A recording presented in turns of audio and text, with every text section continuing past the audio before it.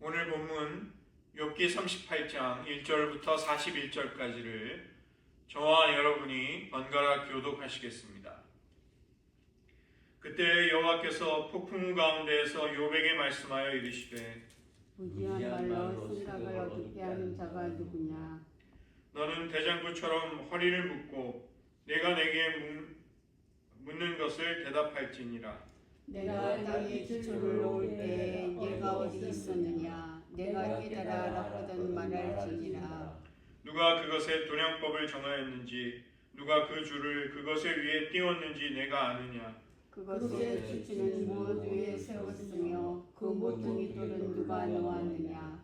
그때 새벽 별들이 기뻐 노래하며 하나님의 아들들이 다 기뻐 소리를 질렀느니라. 바다가 그 모태에서 터져 나올 때 문으로 그것을 가진 자가 누구냐? 그때 내가 구름으로 그 옷을 만들고 흑암으로 그 강보를 만들고 한계를 정하여 밑장을 지르고 이르기를 네가 여기까지 오고 더 넘어가지 못하리니 네 높은 파도가 여기서 그칠지니라 하였노라. 네가 너의 날에 아침에게 명령하였느냐? 새벽에 그 자리를 일러주었느냐? 그것으로 땅 끝을 붙잡고 악한 자들을 그 땅에서 떨쳐버린 일이 있었느냐?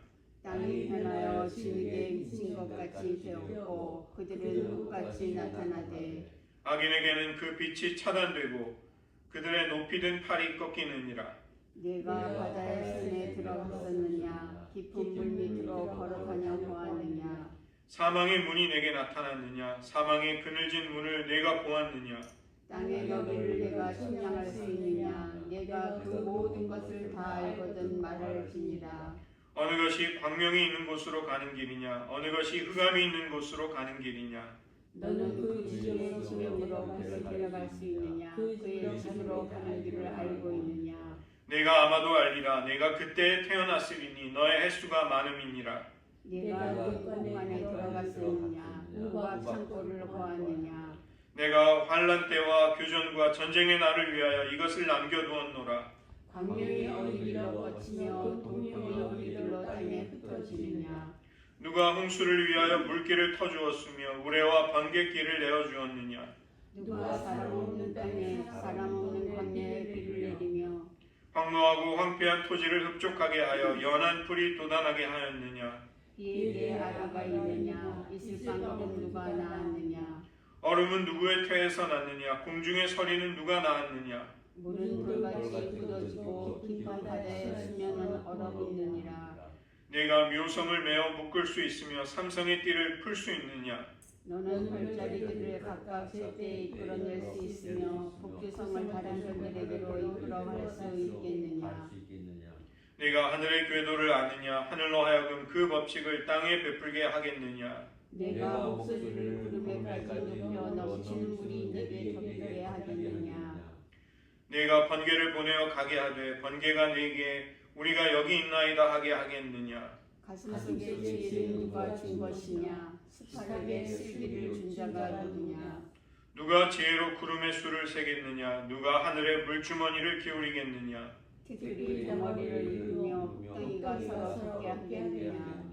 네가 사자를 위하여 먹이를 사냥하겠느냐? 젊은 사자의 식욕을 채우겠느냐? 그것들이 굴에 엎드리며 숲에 앉아 숨어 기다리느니라. 함께 읽겠습니다. 까마귀 새끼가 하나님을 향하여 부르짖으며 먹을 것이 없어서 허우적거릴 때에 그것을 위하여 먹이를 마련하는 이가 누구냐? 기도하시겠습니다. 하나님, 그토록 간절히 찾고 바라던 하나님 앞에 서게 된 욥에게 하나님께서 폭풍 같은 질문으로 그의 참된 본질과 주제를 깨닫게 하실 때에 하나님, 우리들의 인생 가운데에도 그러한 은혜를 주셔서 주님 앞에 우리의 심령을 겸비케 하고 하나님 앞에 엎드려 경배하며 주님을 사랑할 수 있는 심령으로 우리들을 만들어 주시고 그러한 인생의 길에서 평생 하나님을 기뻐하며 사랑할 수 있게 하여 주시옵소서. 모든 말씀 예수님의 이름으로 기도드립니다. 아멘. 오늘 이 시간에는 욥기 38장부터 40장 5절까지인데 하나님이 마침내 나타나셔서 욥과 대화하시는 그 첫 번째 대화가 오늘의 본문입니다. 큰 대지는 창조주의 지혜를 내가 알 수 있느냐? 나의 계획, 나의 애착, 나의 생각을 내가 아느냐? 이렇게 하나님이 질문하고 계시는 것이죠. 욥은 마침내 그토록 소망하는 하나님을 만날 수 있게 됩니다. 그의 간절한 소원이 마침내 이루어지게 된 것입니다. 이 폭풍 속에서, 폭풍우 가운데에서 하시는 하나님의 말씀은 욥을 향한 엄청난 폭풍과 같은 질문 세례인 것이죠. 네가 누구이기에 무지한 말로 내 생각을 의심하느냐. 여기 지금 생각이라고 번역되어 있는 이 히브리어는 에차라는 말인데, 이것은 욥과 그 친구들이 생각하던 세상이 돌아가는 원리, 정의, 인과응보의 법칙, 이러한 것들보다 훨씬 더 큰 개념입니다. 지혜와 통찰과 능력과 성공, 이 모든 것들과 관련이 되어 있는데, 하나님의 뜻과 지혜가 실행이 되는 것을 말하는 것입니다. 하나님의 섭리가 실행되는 것을 나의 생각이다. 하나님은 그렇게 말씀하시는 것이죠. 욥은 제대로 알지도 못하면서 하나님의 하나님의 생각을 어둡게 하려고 한다. 이런 욥에게 하나님은 논쟁을 거십니다. 그리고 욥은 이제 하나님 앞에서 그 두렵고 떨리는 하나님 앞에 대답을 해야 하는 입장이 된 것이죠. 이런 과정 속에서 하나님은 욥을 깨달음의 과정으로 이끌어가고 계십니다. 먼저 하나님은 창조하신 세상에 대해서 말씀하시는데, 이것은 마치 건축가가 견고한 건물을 세워나가는 것과 같은 것이죠.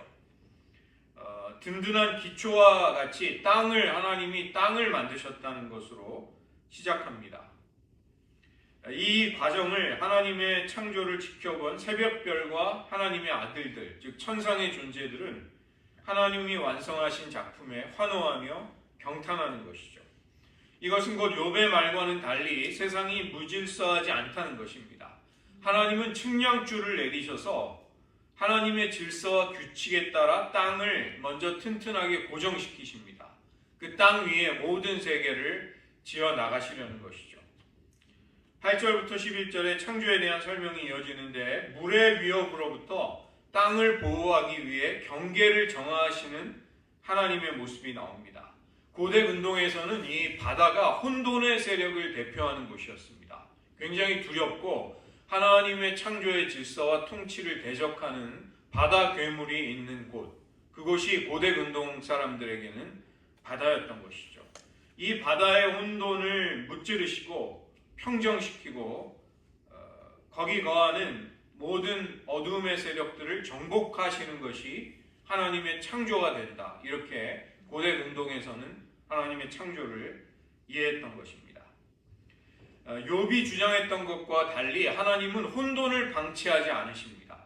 땅과 바다의 경계를 정하심으로써 물이 땅으로, 생명이 거주하는 공간으로 침입하지 못하도록 하시는 분이라는 것이죠. 이것은 바다, 즉 혼돈의 세력보다 더 막강한 힘을 가지신 통치자이신 하나님이시기에 마치 바닷물을, 이 어둠의 혼돈의 세력을 어린아이와 같이 다루시는 것이죠. 바닷물이 엄마의 태에서 나올 때 이 아이가 날뛰지 않도록 제어하시고, 구름으로 옷을 만들어 입히시고, 흑암으로 강보, 기저귀를 채우시는 것입니다. 이 아이가 울지 않도록, 울면서 시끄럽게 하지 않도록 잠잠하게 하시는 분이 하나님이시다. 그 때문에 바다는 더 이상 땅, 즉 인간이 생명체가 거주하는 공간을 위협하지 못하는 것이죠. 이것은 혼돈과 무질서에 가득 차고 있다는 욥의 주장을 하나님이 반박하고 계시는 것입니다. 그 다음에 12절부터 15절에서는 이번에는 악인들을 심판하시는 하나님이 나옵니다. 이 밤의 혼돈으로부터 낮이라는 빛을 불러들여서 낮을 만드시는 하나님. 밤은 혼돈이 지배하는 시간일 수밖에 없습니다. 창조 이전에도 이 빛이 만들어지기 전에 혼돈과 흑암과 무질서가 가득했죠. 그러나 하나님은 어둠의 세력들을 싸워 정복하시고 이 온 우주 가운데 빛을 부르십니다. 우리가 매일 맞이하는 아침은 저절로 오는 것이 아니라 하나님이 어둠을 몰아내시고 아침을 불러오실 때 우리에게 이 아침의 빛이 여명이 찾아오는 것이죠. 아침이 오고 낮이 올 수 있도록 어둠의 세력을 하나님이 물리치신다. 이렇게 말씀하십니다. 12절에 보시면 새벽이라고 번역이 되어 있는데 히브리어 샤하르라는 히브리어는 정확하게는 아침 노을을 의미하는 것입니다. 빛을 가져오는 새벽의 여명. 하나님은 욥에게 내가 아침 노을을 명령해서 악인들을 몰아낸 적이 있느냐 이렇게 질문하시는 것이죠. 가정주부가 담요를 털어버리듯이 하나님은 이 땅에서 악인들을 먼지처럼 털어버리실 것입니다. 하나님이 이렇게 통치하심으로 땅은 빛을 얻고 긴 어둠을 뚫고 광명과 질서로 가득 찬 세상을 맞이할 수 있는 것이죠. 16절부터 16절에서 하나님은 경계를 설정하십니다. 죽은 자들과 산 자들의 땅에 차단하는 문을 두시고 경계를 설정하시는 것입니다. 이쪽에서 저쪽으로 함부로 넘어가지 못하도록 하시는 것이죠. 구약 성경에서 수올로 가는 문은 보통 깊은 땅 속에 있다 이렇게 되어 있는데 여기 본문 속에서 하나님은 깊은 바다 속에 수올로 가는 문이 있는데 욥에게 이러한 문을 본 적이 있느냐 이렇게 물으시는 것이죠. 또 땅의 넓이를 아느냐 욥이 가진 지혜의 한계를 깨우쳐주고 계십니다. 19절부터 21절에는 광명이 사는 곳과 흑암이 사는 곳이 나오죠. 고대 사람들은 광명과 흑암이 자기 집에 있다가 나오게 된다는 생각을 했습니다. 그래서 광명이 자기 집에서 나오면 우리가 살아가는 세상은 낮이 되고 흑암이 자기 집에서 나오면 밤이 되는 것이죠.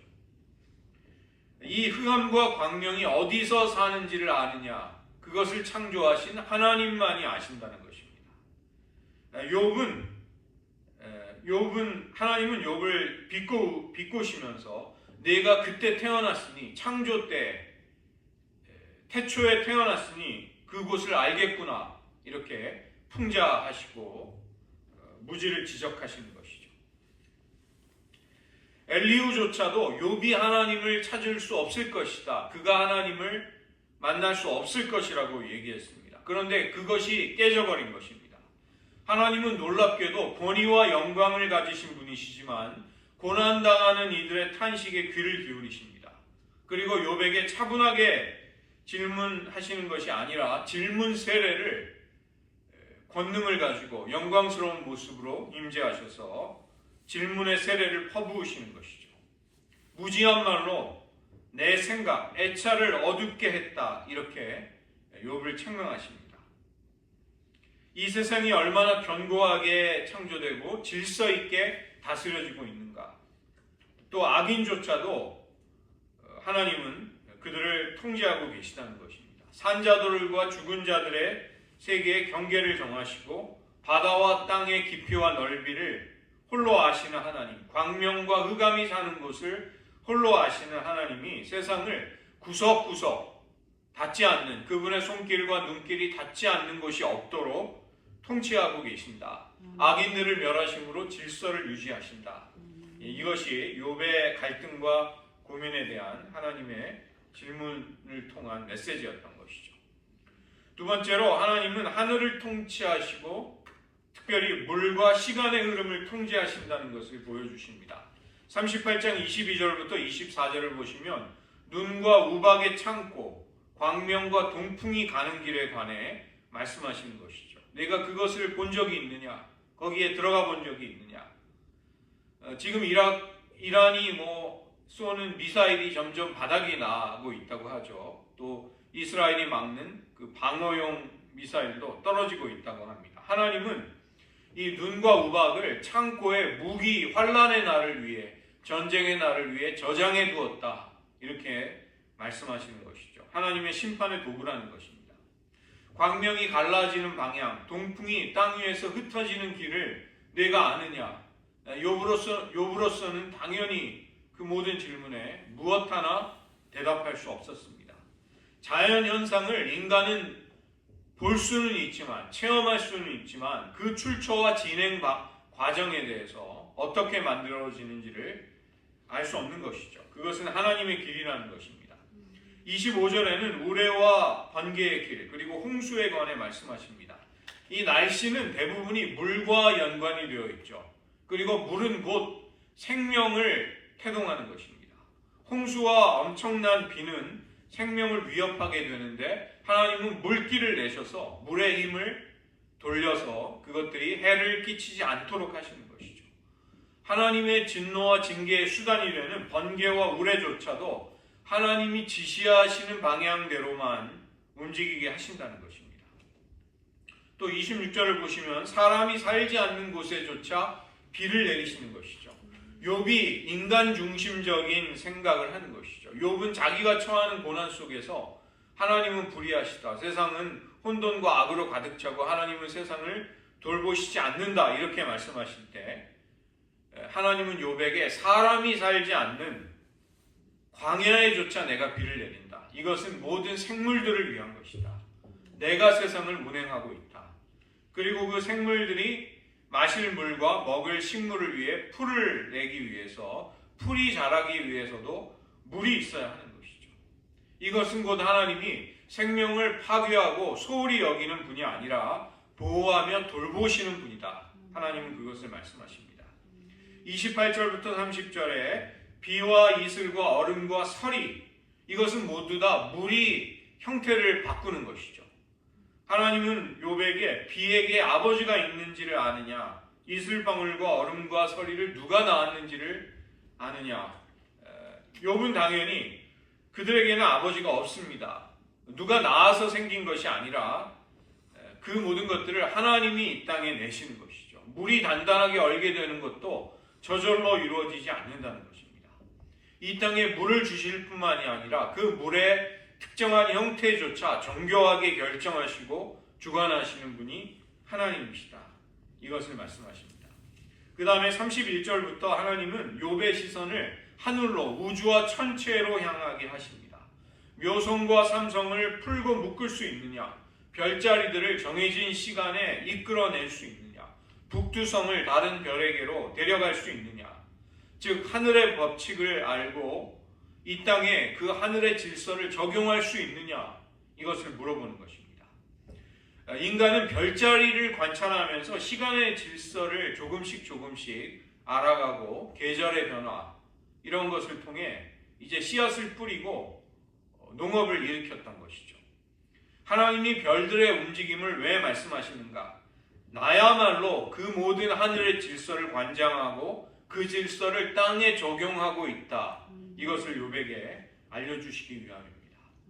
이것은 욥이 그동안 주장하는 대로 그가 고난 속에 고통 중에 상한 심령으로 무질서와 혼돈의 하나님을 이야기했던 것을 강하게 부정하시고 나는 질서의 하나님이다.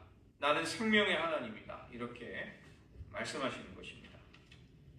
34절과 5절에서는 물과 번개를 다루시는 하나님이시죠. 고대 근동에서는 땅의 규칙은 하늘의 질서에 좌우되는 것입니다. 이것은 곧 하늘의 질서를 정하고 하늘의 천체들을 운행하시는 분이 이 땅을 통치하시고 주장하신다. 자연스럽게 그런 생각을 하는 것이죠. 사람은 하늘의 질서를 파악할 수가 없습니다. 하늘의 운행을 주장할 권리가, 능력이 조금 더 없는 것이죠. 그렇다면 욥은 이제 자신의 무지와 한계를 그런 하나님 앞에서 인정하게 되는 것입니다. 하나님의 권능과 지혜가 얼마나 절대적인가, 또 한낱 피조물인 인간과 모든 생물들은 그 하나님의 지혜를 얼마나 간절히 필요로 하는가를 이제 깨닫게 되는 것이죠. 36절과 38절까지 보시면 따오기와 수탉에게 지혜를 주시는 하나님입니다. 이 개역 개정판에 가슴의 지혜를 주는 이가 누구냐? 가슴이라고 번역이 되어 있는데 히브리어 투호트라는 이 히브리어는 따오기를 가리키기도 합니다. 따오기는 이집트의 나일강의 범람을 알려주는 새라고 알려져 있고 수탉 역시도 비가 오는 것과 시간을 알려주는 동물로 고대인들에게 유명했던 것이죠.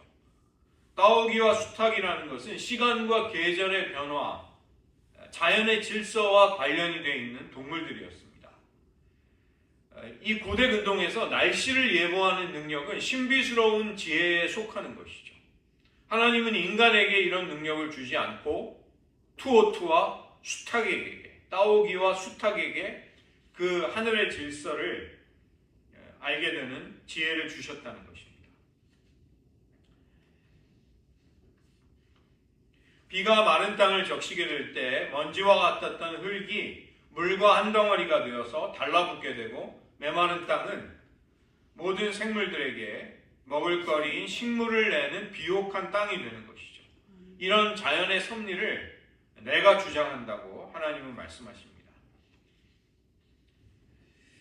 욥은 그동안 이 땅에서 이루어지는 모든 일을 자기의 관점에서 재단하고 판단하며 바라보았습니다. 어쩔 수 없는 인간의 한계, 자기중심적인 사고를 하는 것이죠.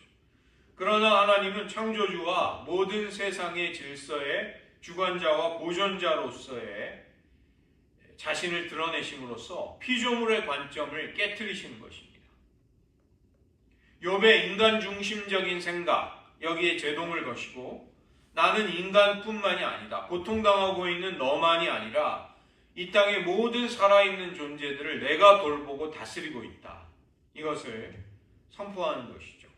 하늘의 별들을 묶기도 하고 별들의 움직임을 제어하고 계신다. 계절의 변화를 일으키시고 또 씨앗을 뿌리며 거둘 수 있는 하늘의 질서를 내가 주관하고 있다. 심지어 피조물에게, 따오기와 수탉에게 시간과 계절의 변화를 알리는 지혜를 내가 주었다, 이렇게 말씀하시는 것입니다. 창세기를 보면 둘째 날에 궁창 위의 물과 궁창 아래의 물을 하나님이 나누시죠. 그런데 하나님은 오늘 본문 속에서 궁창 위에 있는 물을 어떻게 다루시는가를 세밀하게 말씀해 주십니다. 눈과 우박의 창고에 들어가 본 적이 있느냐? 이스라엘의 역사를 보면, 전쟁의 날에 여호수아 10장을 보면 하나님이 우박을 내리십니다. 그것으로 하나님의 심판과 권능을 나타내시는 것이죠. 비가 비를 위한 물길, 우레와 번개가 다니는 길을 내는 분도 하나님이시다. 오늘날 현대인들은 기상학, 이 과학을 이용해서 이런 현상들을 설명하려고 하지만, 그러나 우리는 이 기상현상을 비롯한 하늘의 모든 질서가 하나님께 있음을 인정하게 되는 것입니다. 이 거대한, 광대한 하나님의 질서 앞에서 인간은 피조물로서의 자기 본분을 발견하게 되는 것이죠.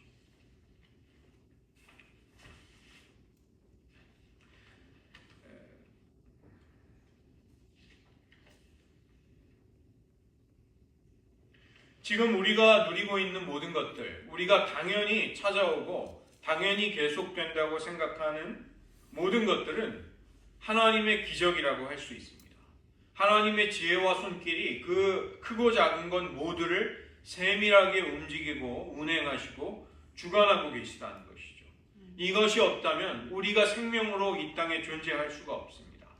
우리가 입고 먹는 모든 것, 우리가 몸을 누일 수 있는 자리, 공간, 시공간이 하나님에 의해서 주어진 것이고 은혜임을 인정할 때 우리는 그 하나님께 감사와 찬양을 돌리는 것입니다. 세 번째 단락에서 하나님은 생명을 소중하게 여기시는 것을 말씀하십니다. 이것은 욥의 불만과 불평에 대해서 또 하나님이 대답해 주시는 것이죠. 39절부터 40절을 보시면 누가 사자들의 식욕을 채울 수 있는가? 하나님은 여기서부터 5쌍의 동물을 말씀하십니다. 5쌍이니까 10종류의 생물들이, 동물들이 언급이 되는데, 이 가운데 말을 제외하고 9종류의 동물 모두가 다 야생동물입니다. 사자와 까마귀, 산염소와 암사슴, 들나귀와 들소, 타조와 군마, 그리고 매와 독수리, 이 모든 것들이죠. 이 동물들은 메소포타미아 고대 근동에서 왕이 사냥하던 동물들이었습니다. 그리고 이 동물들의 특징은 사람의 통제와 영향력을 벗어난다는 것이죠. 사람은 이런 동물들을 사냥하거나 죽임으로써 그 무질서를, 혼돈을 줄이고자 합니다. 그러나 하나님은 이 모든 것들조차 보호하고 보존하고 그들에게 먹을 것을 주시며 돌보시는 분이라는 것입니다. 사자와 까마귀가 먼저 언급이 되는데 누가 사자를 위해서 먹이를 사냥할 수 있느냐? 사자의 식욕을, 배고픔을 채워줄 수 있느냐? 그 두려운 사자, 그 사자를 위해 먹을 것을 주는 것은 불가능한 것이죠. 그 다음에 까마귀가 나오는데 레위기 11장과 신명기 14장에 의하면 까마귀는 사체를 먹기 때문에 부정한 동물입니다. 그러나 하나님은 그 부정한 동물에게조차 먹이를 주신다는 것이죠. 욥이라면 부정한, 자기를 정결케 지키기 위해서 부정한 동물과 접촉하려고 하지 않을 것입니다. 그러나 하나님은 인간들이 부정하다고 여기는 새 한 마리도, 까마귀의 새끼도 돌보신다는 것이죠. 이것은 자비심이 없이 냉정하시다, 생명에 대해 무관심하시다는 욥의 생각을 반박하시는 것입니다.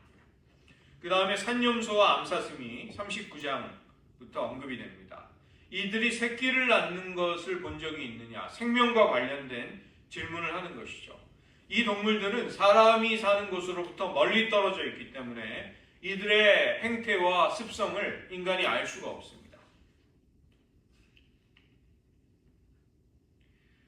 이들이 몇 달 만에 만삭이 되고 언제 새끼를 낳을 수 있는지를 아느냐? 생명과 관련된 질문을 하나님이 하시는 것이죠.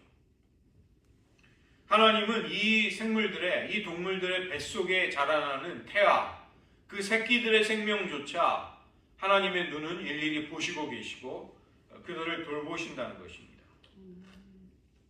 하나님은 창조주이시면서 이 땅의 모든 것들을 돌보시는 분으로서 역사하고 계시는 것이죠. 이들이 몸을 구부려서 새끼를 낳을 때 큰 고통이나 어려움을 찾아볼 수 없도록 그들을 돌보아 주시는 분이 하나님이시다. 하나님은 심지어 이런 동물들의 출산조차도 세밀하게 관찰하시고 그들을 사랑으로 섬세하게 돌보아 주신다는 것입니다.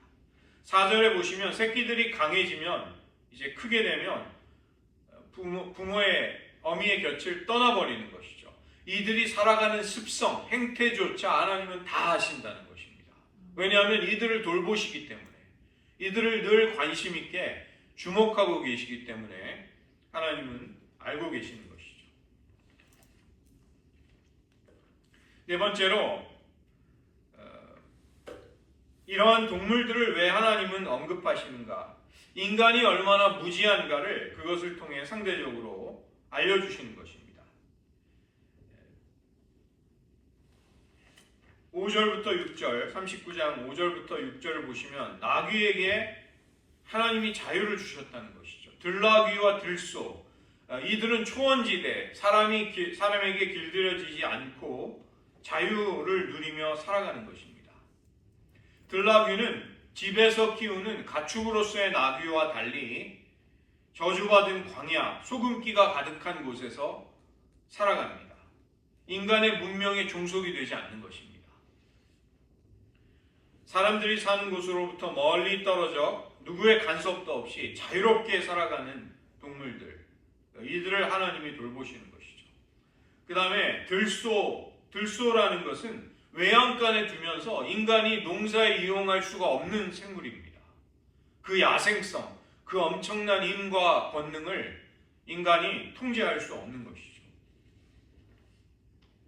그래서 세상에는 인간의 관심과 이 눈길을 넘어서는 영역, 인간이 이용하기에 좋다 안 좋다, 인간이 이용 가치에 따라 판단하는 영역을 넘어서는 영역들이 있는데 그 모든 영역들도 하나님이 통치하고 돌보시고 계시다. 이것을 말씀하십니다. 그 다음에 13절부터 16절에는 타조와 말, 군마가 나오는데 이들의 특징은 속도와 빠르다는 것에 있습니다. 타조는 구약에서 부정한 생물입니다. 그리고 날개가 있음에도 날아다니지를 못하죠.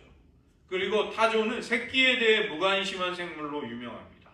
알을 까고도 직접 품지 않고 땅에 두어서 흙에 있는 온기를 통해 부화를 시키기 때문에 이 고대 근동 사람들이 보기에 타조는 새끼에게 애정과 자비가 없는 동물이다 이렇게 알려지게 됩니다. 그러나 타조에게는 하나님이 주신 아주 특별한 능력이 있는 것이죠. 17절과 18절에 말탄 자들을 우습게 여길 정도로 타조는 빨리 질주할 수 있는, 빨리 다르게 달릴 수 있는 능력이 있는 것입니다. 그래서 타조는 욥이 생각하는 것과 전혀 다른 방식으로 그의 삶을, 그의 생명을 살아가는 것이죠. 이것은 이런 길들여지지 않는 야생 생물들을 욥의 눈앞에 등장시킴으로써 욥의 생각을, 그의 사고를 확장시키기를 원하는 하나님의 마음이 담겨 있는 것입니다. 욥에게 내가 새로운 관점으로 세상을 바라보라. 너의 생각과 너의 한계를 가지고 재단할 수 없는, 헤아릴 수 없는 수많은 영역들이 있다는 것을 보여주십니다. 그 다음에 말은 19절부터 나오는데 야생 동물에 속하지는 않을지라도 말의 특징은 전쟁을 위해 준비되는 동물이라는 것입니다. 매우 빠르고 용맹한 동물. 말에게 힘을 주고 갈기를 입히고 메뚜기처럼 뛰어다닐 수 있는 능력을 내가 주었다. 하나님은 그렇게 말씀하십니다. 그래서 이 군마가 내뿜는 콧김조차 공포스러운 것이죠. 이 말들은, 전쟁터에서 달리는 말들은 돌격 명령이 떨어지면 물러섬이 없이 적진을 향해 돌격합니다. 머리 위로 화살과 창이 날아다닐지라도 나팔 소리가 울려도 멈추지 않고 맹렬한 기세로 나아갈 수 있는 것입니다. 즉 인간의 교만을, 인간의 통제를 깨트리는 동물이라는 것입니다. 전쟁과 전투가 벌어지는 군마의 세계, 말들이 달리는 곳, 그것도 내가 통제하고 내가 다스리고 있다. 나만이 이들을 길들이며 내 뜻대로 사용할 수 있다. 이렇게 말씀하시는 것입니다. 26절에 매를 말씀하시는데, 매는 인간이 닿을 수 없는 높은 절벽에 둥지를 틀고 살아가는데 무엇보다 비행할 수 있는 능력이 뛰어난 것이죠. 힘차게 떠올라 날개를 펼쳐 남풍을 이용해서 멋지게 날아다니는 이 매에게 바람을 이용하는 지혜를 하나님이 주셨다고 말씀하십니다. 27절부터 나오는 독수리는 썩은 짐승의 썩은 사체를 먹는 대머리 독수리를 말하는데, 이 독수리조차도 놀라운 비행의 능력으로 구약에는 잘 알려져 있습니다. 그들이 높은 곳에 보금자리를 만들라고 명령할 수 있느냐? 욥이 할 수 있는 일이 아닌 것이죠. 나귀와 소, 들나귀와 들소 모두가 다 사람의, 나귀와 소는 가축이라 할지라도 들나귀와 들소는 사람이 길들일 수 없는 야생 동물이라는 것입니다. 우리는 그들이 가진 빠른 힘과 그들의 장점을 인간은 이용할 수 있는가 없는가로 보는 것이죠. 그러나 하나님은 그렇지 않다는 것입니다. 그들은 그들의 능력을 허비하는 것이 아니다. 내가 그들에게 마음껏 살아갈 수 있는 자유를 주고 그들의 독특한 능력을, 특성들을 내가 부여해 주었다. 타조조차도, 사람들이 보기에 정말 이상한 동물, 타조, 그 새끼조차 잘 돌보지 않는 타조조차도 하나님은 그에게 빨리 달릴 수 있는 능력을 주셔서 나름대로의 삶을, 생명을 유지하면서 살아가는 것입니다. 이것은 인간의 기준과 판단을 모두 뛰어넘고 깨트리는 것이죠. 하나님의 크신 창조의 섭리 가운데 모든 생물들은 각자의 자리를 차지하고 있는 것입니다. 그것을 한낱 피조물, 한낱 인간일 뿐인 욥, 내가 감히 헤아릴 수 없다. 하나님은 말씀하십니다. 그 다음에 19절부터 30절을 보시면 용맹하고 지혜로운 짐승들이 나오게 되는 것이죠. 이 매라든가 말이라든가 이러한 것들은 인간이 이해할 수 없는 하나님의 계획을 따라 지어져서 하나님의 뜻을 따라 이제 사용이 되는 것입니다.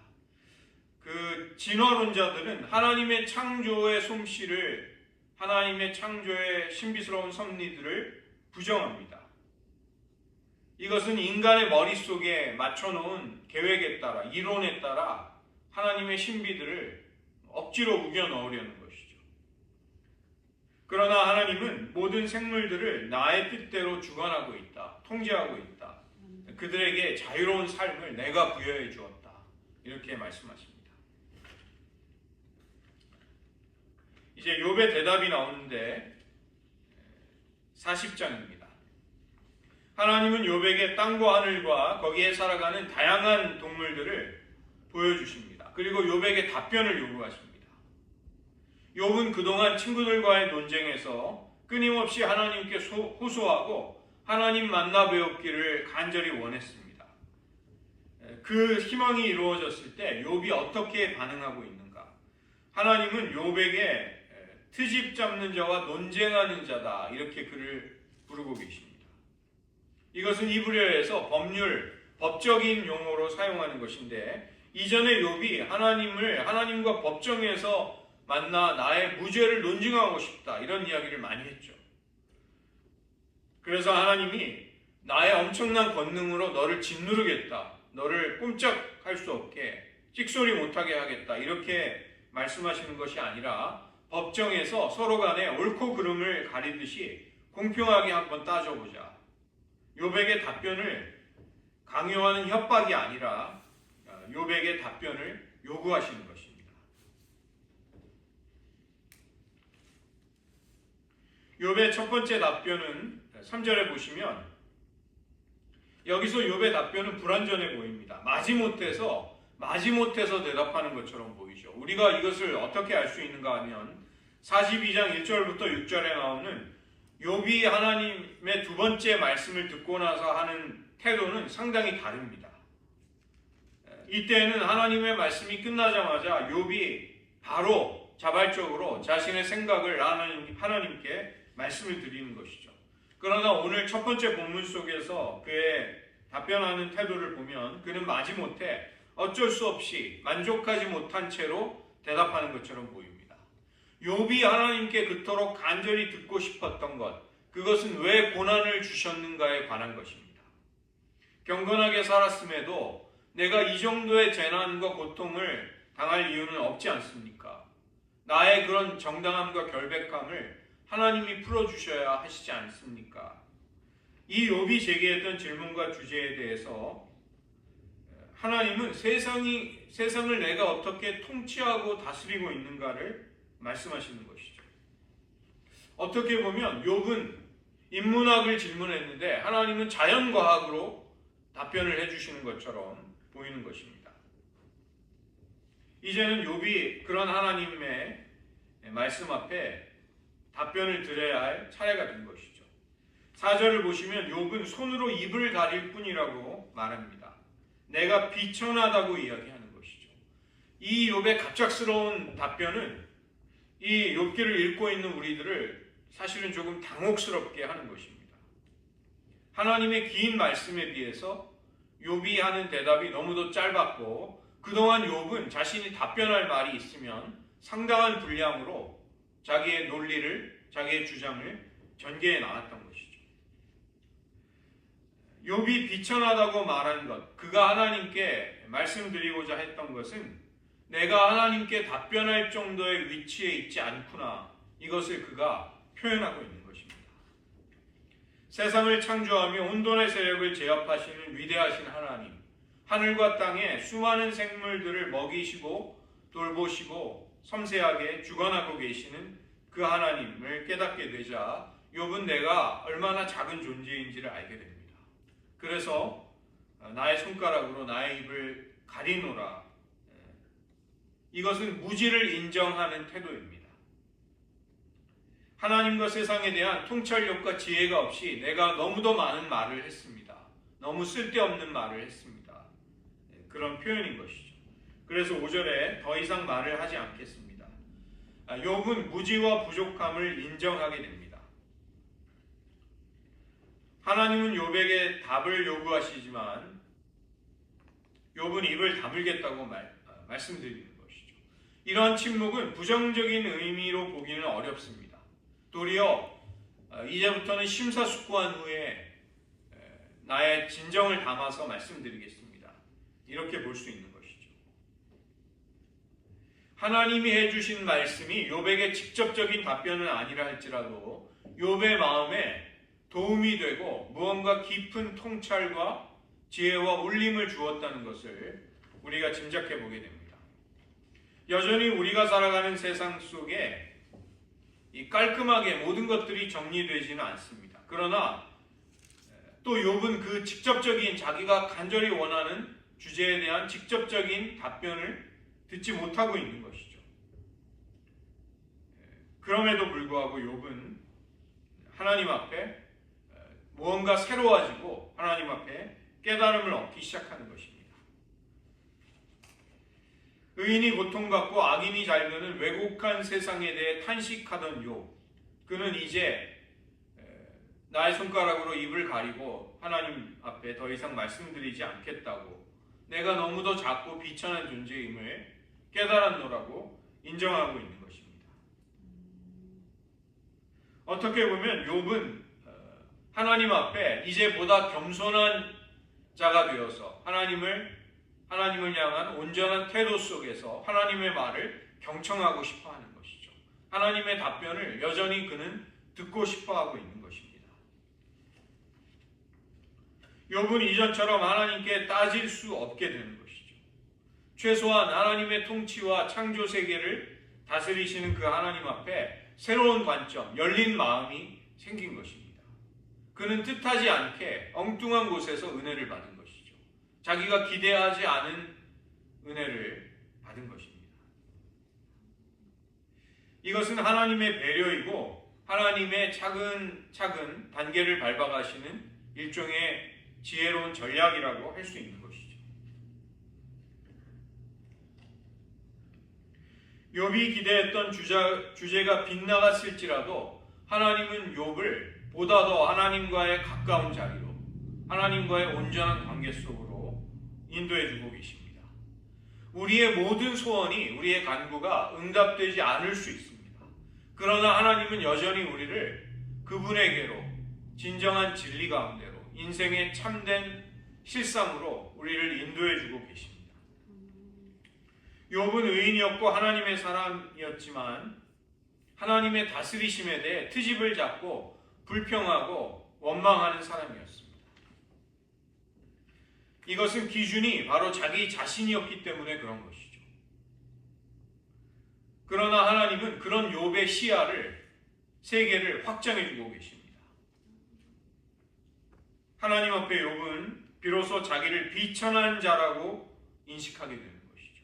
하나님, 저는 비천합니다. 이것은 저는 작다는 이야기입니다. 저는 작고 경솔할 뿐입니다. 그러나 하나님은 존귀하십니다. 이것을 그는 비로소 인정할 수 있게 되는 것이죠. 친구들에게 한마디도 지지 않았던 욥의 모습과 아주 대조적인 욥이 비로소 나오게 되는 것입니다. 변명하지 않고 침묵한다는 것은 어리석음이 아니라 지혜로움이라고 할 수 있습니다. 저희가 사막교부들이 왜 그토록 고요함과 침묵을 사랑했는가? 거기에서 하나님 앞에 자신의 참 실상을 발견하게 되는 것이죠. 부끄럽고 죄인된 자신을 사랑하시고 구원하시는 하나님 앞에 은혜의 실체를 경험하게 되는 것입니다. 트집을 잡는 자, 불평하고 원망하고 따지는 자였던 욥은 하나님 앞에 스스로의 비천함을 인정하고 입을 가리고 침묵하는 자로 변화를 받게 됩니다. 하나님이 우리를 어떻게 평가하시든 우리는 그것을 직면할 때 부끄러움을 감수해야 하겠습니다. 뒤로 물러가지 말고 우리를 향한 우리의 참모습을 보여주시는 하나님에 대해 우리는 그것을 환영하고 받아들여야 할 필요가 있는 것이죠. 그리고 그러한 낮아짐이 우리를 더욱 깊은 은혜 가운데로 인도하실 것입니다. 욥은 기대했던 대답은 아니라 할지라도 욥에게 직접 말씀하시는 하나님을 배우게 된 것이죠. 이것이 그에게는 말할 수 없는 은총이었던 것입니다. 이 시간 저희들 욥과 하나님의 첫 번째 대화를 보시면서 잠시 기도하는 시간 가지기 원합니다. 우리들 역시 우리들의 가슴 속에 하나님께서 정말 꼭 응답해 주셨으면, 속 시원하게 말씀해 주셨으면 하는 그런 간구들이 있습니다. 어쩌면 평생 기도하고 있는데도 아직도 응답이 되지 못하는 안타까운 간절함이 우리들에게는 있는 것이죠. 그러나 우리는 그런 하나님을 계속해서 간절히 욥과 같이 찾아야만 하겠습니다. 우리가 기대하던 주제, 우리가 원하는 대답이 주어지지 않는다 할지라도 하나님은 그분의 하나님 되심을 우리에게 보여주실 것입니다. 말씀해 주실 것입니다. 우리의 시야를 열어 하나님이 통치하고 주관하시는 세상을 보여주실 것입니다. 그때 우리의 마음은 보다 더 넓어지고 깊어지고 열려서 모든 것들을 수용할 수 있게 되는 것이죠. 아, 내가 자꾸 비춰냈구나. 내가 어리석었구나. 내가 쓸데없는 말을 너무도 많이 했구나. 내가 무지한 말로 하나님의 애차, 하나님의 계획과 섭리를 실행해 나가시는 그 지혜를 함부로 판단했구나. 우리는 더욱 겸비해져서 하나님의 큰 은혜를 받는 심령을 준비하게 될 것입니다. 이 시간 하나님, 우리들도 그런 겸비함으로, 겸손함으로 낮아지기를 원합니다. 우리들을 인도하여 주시옵소서. 잠시 기도하겠습니다.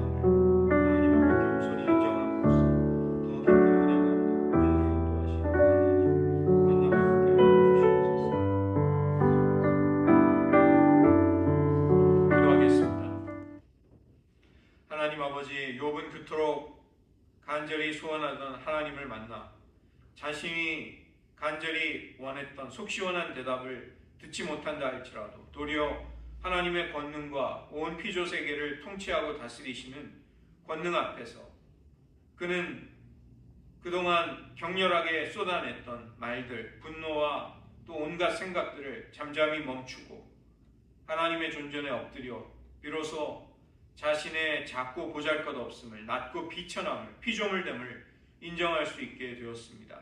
하나님, 우리들 역시 하나님 앞에 나아갈 때마다 우리들이 심지어 기대하고 원하지 않던 은혜라 할지라도 반드시 은혜를 주시는 그 하나님을 배울 수 있게 하여 주시옵소서.